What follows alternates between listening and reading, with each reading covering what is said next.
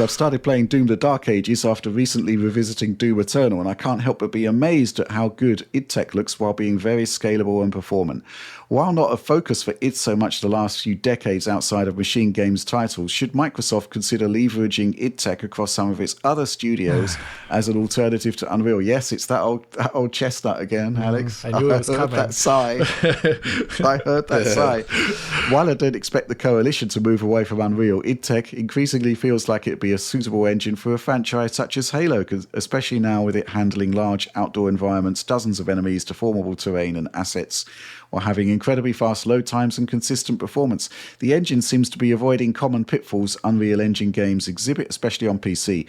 Curious on the merits of this, assuming id was resourced to support other studios. We did see Indiana Jones also do great things to the tech, and id love to see more games using it.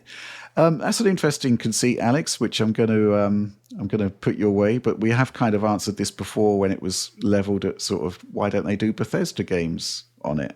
Yeah, right. And I think one thing which I found quite interesting from your coverage, John, was that id Tech 8 is specifically built for Doom the Dark Ages and the requirements of Doom the Dark Ages, and that's probably one of the things that makes it so great. So the concept of a game, technology actually being built to support a game is a rare and precious thing that we should enjoy. And I'm not sure it would be a good fit elsewhere. But Alex, what do you think?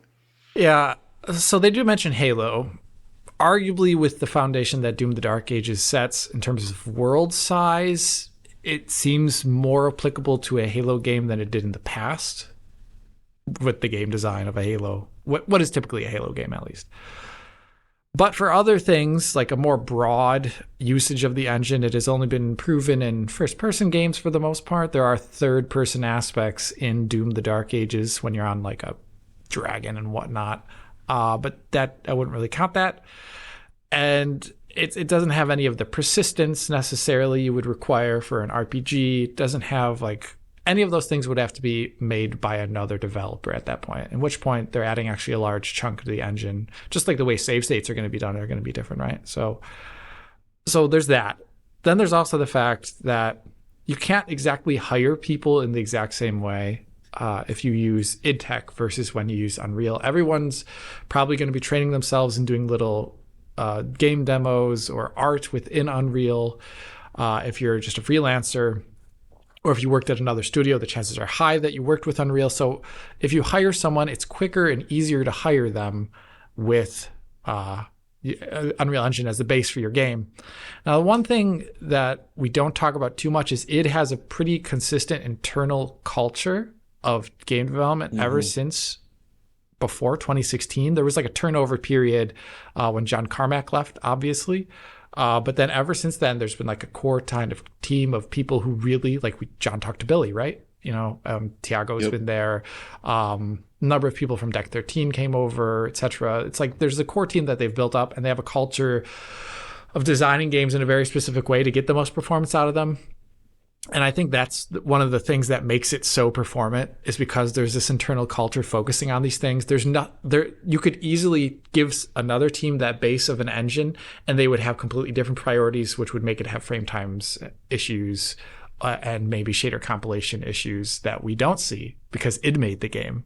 It had nothing to do with the engine. It had to do with the fact that id used that engine to make the game.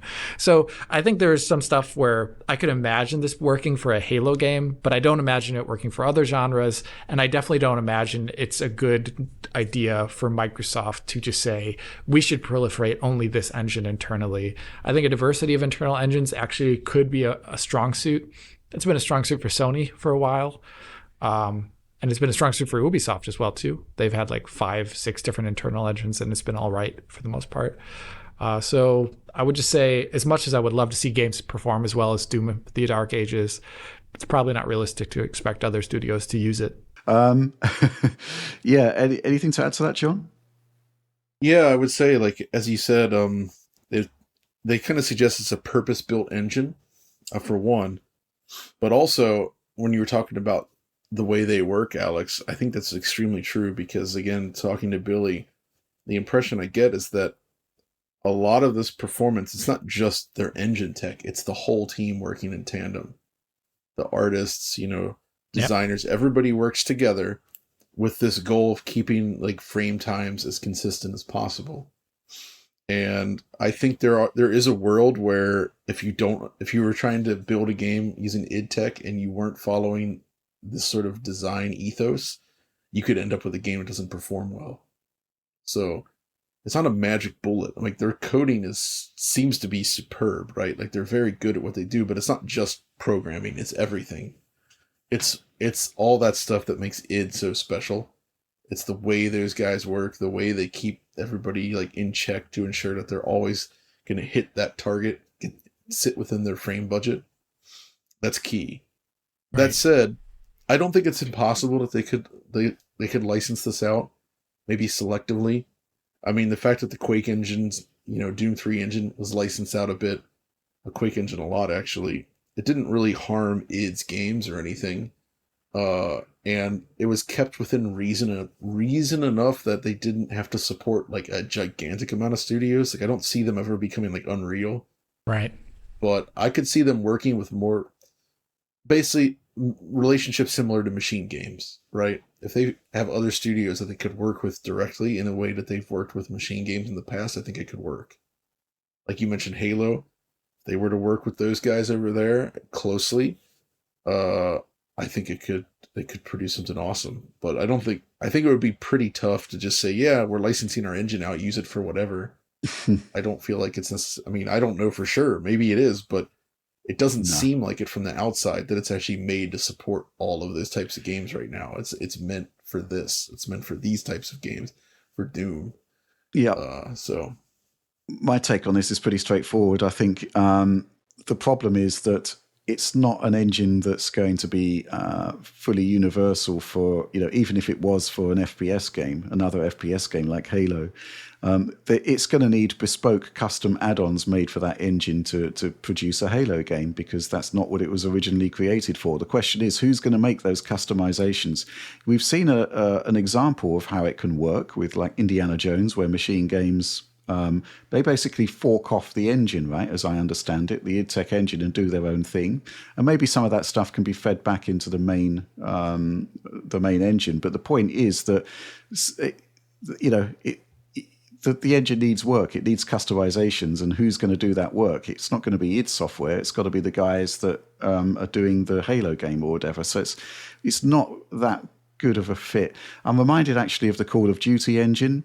Infinity Ward basically graphed on new systems as required by the games. Like one example is there's like an aerial section in Vanguard, and they actually produced their own Guerrilla Games / Horizon style cloud system for that particular game. Right. And it was, obviously it was like, okay, we need that cloud system in the game.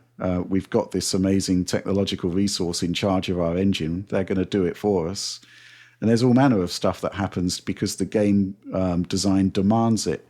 But it does require that talent to be able to produce that system and to successfully integrate it into the existing engine. And especially in something like Call of Duty or indeed Halo, where you'd want it running at 60 frames per second, that's not easy.